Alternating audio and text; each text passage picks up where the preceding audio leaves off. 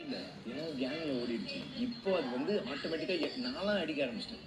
என் கண்ணுக்கு நான் இதான் அவங்ககிட்ட என் கண்ணுக்கு நான் ஒண்ணு நீ நீ நீ பண்றத நான் பார்த்துட்டேன். அன்னைக்கு எனக்கு பர்சனலா ஒரு சண்டை நடந்தது தெரியுமா? யாருக்கு? எனக்கும் முத்துக்கும் உனக்கும். அன்னைக்கு தான் நான் பாப்பா நீ வாயிடா அப்படின்ற மேட்டர் வந்து நான் பேசுறேன். அன்னைக்கு நம்ம இந்த கேம்ல கேட்டீங்களே நம்ம ரூம்ல பெருசா இருந்தது. அதுக்கெல்லாம் வெளியில வேற லெவல் சண்டை சார். அவங்க ரெண்டு பேரும் சண்டை நடந்துட்டு இருக்கு. நீங்க என்ன பண்றீங்கன்ட்டு. அது என்னோட ரீசன்னால தான் இவனோட ரீசனுக்காக தான் நான் போய் சண்டையே போட்டேன். அப்ப அவன் வந்து பர்சனலான ஒரு மேட்டர் எடுத்து பேசினான். அதுல நான் காண்டாயிட்டேன். அது எனக்கு தெரியாது. பர்சனல் ஒரே ஒரு சஜஷன் அப்படி பேசும்போது நீங்க எவ்வளவு பேசுங்க அப்புறம் டப்பான்றது வந்து வெளிய ப்ராஜெக்ட் ஆட் எப்படி ஆகும்? டப்பா இருக்கும்.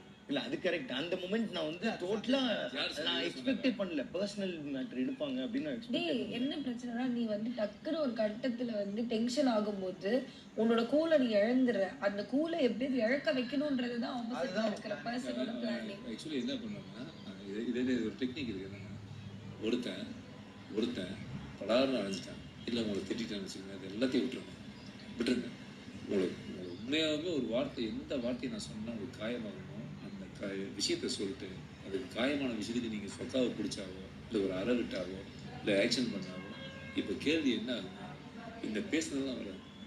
ஏன் அடிச்சது வரும் சார் இப்படி பேசினா சார் அதுக்கு அடிச்சிருக்கீங்களா என்ன ரூல் தெரியுமா என்ன செக்ஷனில் கேஸ் வருது தெரியுமா கருத்துரிமை இருக்கு தெரியுமா அவன் பேசுவான் சார் நீங்க அதுக்கு அடிப்பீங்களா? இப்ப இதெல்லாம் ஆனா சீரியஸா சொல்றேன். எனக்கு வந்து இதே ஒரு 2 வீக்ஸ் முன்னாடி கேட்டிருந்தா எனக்கு அருண் மேல செமகான் இருந்தது. ஏன் அருண் இப்படி பண்றான்? அருணுக்கு வந்து பயங்கர ஈகோ இருக்கு. நான் உண்மையா தான் சொல்றேன்.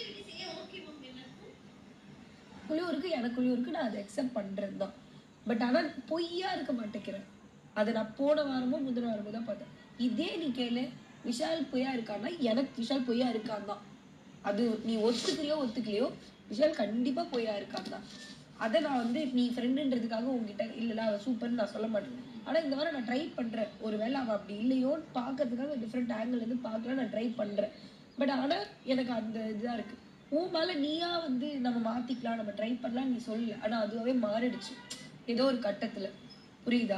எனக்கு நீ வந்து இப்போ அந்த இடத்துல வந்து பேச விடாம பண்றதா இருக்கட்டும் ஒரு சில விஷயங்கள் உனக்கு எப்படி ட்ரிகர் ஆகுதோ ஒரு சில ஆக்ஷன்ஸ் மத்தவங்க பண்றது நீ அந்த மாதிரி எனக்கும் நீ பண்ற ஒரு சில ஆக்ஷன்ஸ் ட்ரிகர் ஆகுது.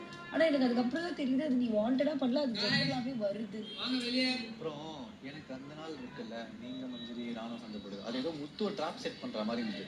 வெளியே இருந்து ஒரு பெர்ஸ்பெக்டிவா எனக்கு பாக்குறதுக்கு அதுக்கு உனக்கே தெரியாம நீ அதுல இன்ஃப்ளூயன்ஸ் ஆன மாதிரி இருந்தது. முத்து மஞ்சரி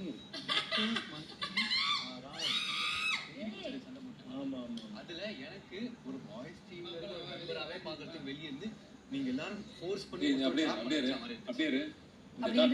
அது ஏன்ட்டு நான் இப்போ டைரக்டா சொன்னா நல்லா இருக்கு. ஒரு ரீசனோ ஒரு மார்னிங் ஆக்டிவிட்டில நான் உங்ககிட்டயே சொல்லிருக்கேன். இல்ல இந்த டாபிக் முடிச்சு வந்து பேசுறேன். என்ன நீங்க ஆக்டிவிட்டி பண்றீங்களா? அப்ப இப்ப கூப்பிட்டுவாங்க என்னன்னு எடுத்துட்டாங்க சொல்லுங்க நாங்க பண்ணோம். அது சொன்னா அது நடக்கும்போது சொல்றேன் ஜாலியா இல்லையாடா ராணம் லிவிங் ரூம்ல பண்ணாதான் ஆக்டிவிட்டிலாம் நல்லா இருக்கும். சரி அவர் ஏதோ ஒரு ஆக்டிவிட்டி பண்றாரு. இருங்க வந்து சௌந்தர்யா வந்து ஒரு பாட்டு பாடுறாங்களா நம்மளுக்கு? நைஸ்.